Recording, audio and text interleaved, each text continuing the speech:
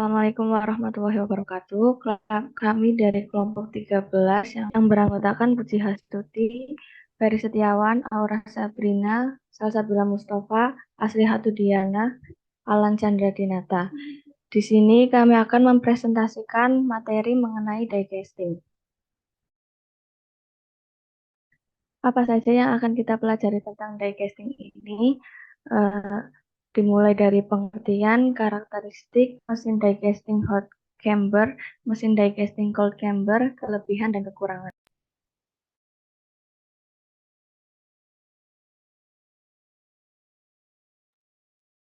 Yang pertama yaitu ada pengertian dari diecasting sendiri.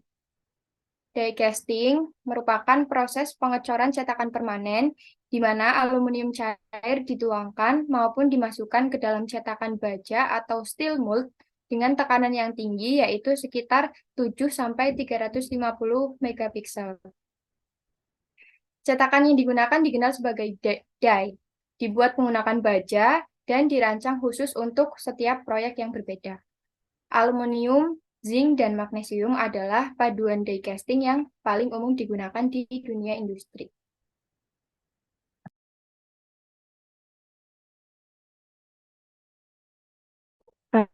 Karakteristik diecasting. Satu, cara kerja diecasting yaitu logam cair dituangkan atau ditekan ke dalam cetakan yang memiliki rongga sesuai dengan bentuk yang diinginkan. Dua, diecasting terutama digunakan pada logam non-bergus seperti seng, aluminium, kuningan, tembaga, magnesium, dan digunakan untuk produksi massal, terutama jika ingin mendapatkan logam yang paling akurat.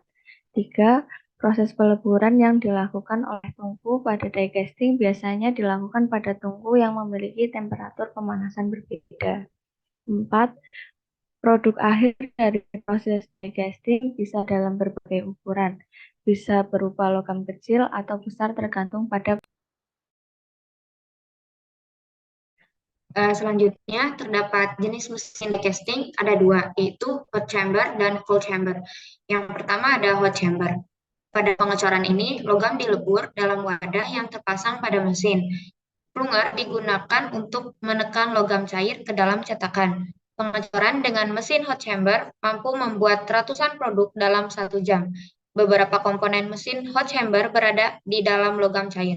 Oleh karena itu, proses ini dibatasi penerapannya pada logam dengan titik cair rendah supaya secara kimia tidak merusak plunger dan komponen mekanik lainnya.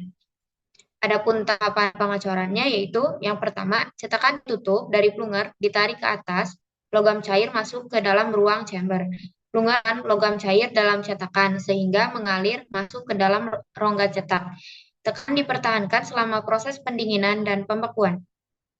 Yang ketiga, plunger ditarik, cetakan dibuka, dan benda coran yang telah membeku ditekan keluar dengan menggunakan pin ejector.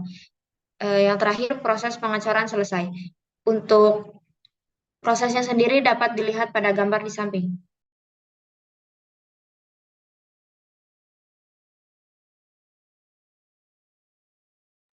Selanjutnya yaitu ada cold chamber.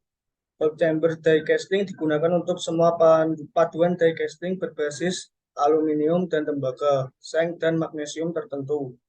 Untuk menghasilkan sebuah part alloy diisi ke dalam ruang casting dan ditekan ke dalam cetakan die casting melalui saluran.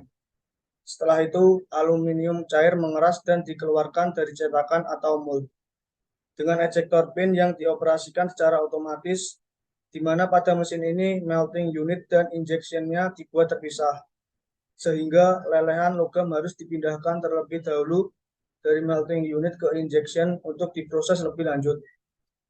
Adapun proses kerjanya yaitu yang pertama logam mula-mula dilelehkan dahulu di melting unit kemudian dituangkan secara manual ke injection unit.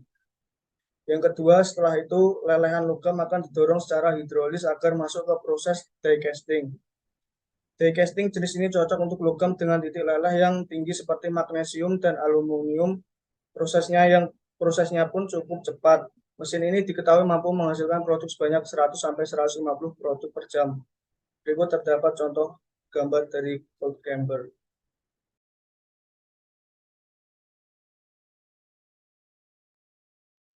Selanjutnya, untuk keuntungan dari die casting itu sendiri, yang pertama, bagian logam dengan bentuk yang rumit, garis-garis yang jelas, dan rongga dalam yang berdinding tipis dapat diproduksi dengan proses die casting. Yang kedua, keakuratan dimensi dari bagian die casting tinggi. Selanjutnya, yang ketiga, tingkat pemanfaatan material dan efisiensi produk tinggi. Karena presisi tinggi, bagian die casting hanya sejumlah kecil pemrosesan mekanis dapat digunakan untuk perakitan dan beberapa bagian die casting dapat langsung dirakit dan digunakan. Sedangkan tingkat pemanfaatan materi adalah sekitar 60% sampai 80% dan tingkat pemanfaatan kosong mencapai 90%. Dan yang terakhir yaitu mudah untuk mengatur mekanisme posisi pada cetakan die casting. Dan yang selanjutnya itu kekurangan die casting. Yang pertama, karena pengisian berkecepatan tinggi dan pendinginan yang cepat, gas di dalam rongga terlalu terlambat untuk dikeluarkan. Sehingga coran cetakan sering memiliki pori-pori dan inklusi teroksidasi yang mengurangi kualitas coran cetakan. Karena ekspansi gas di pori-pori pada suhu tinggi, permukaan cetakan dia akan gelembung sehingga cetakan dengan pori-pori tidak bisa dipanaskan. Yang kedua, mesin die casting dan cetakan die casting mahal dan tidak cocok untuk produksi batch kecil. Tiga, ukuran cetakan dibatasi karena keterbatasan kekuatan penjepit mesin die casting dan ukuran di bagian die casting yang besar tidak dapat di casted.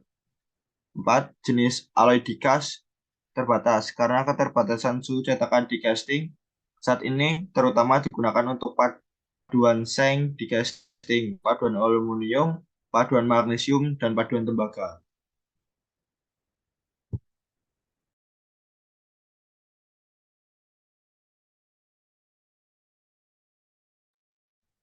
Sekian yang dapat kelompok kami sampaikan, kurang lebihnya mohon maaf. Saya akhiri. Wassalamualaikum warahmatullahi wabarakatuh.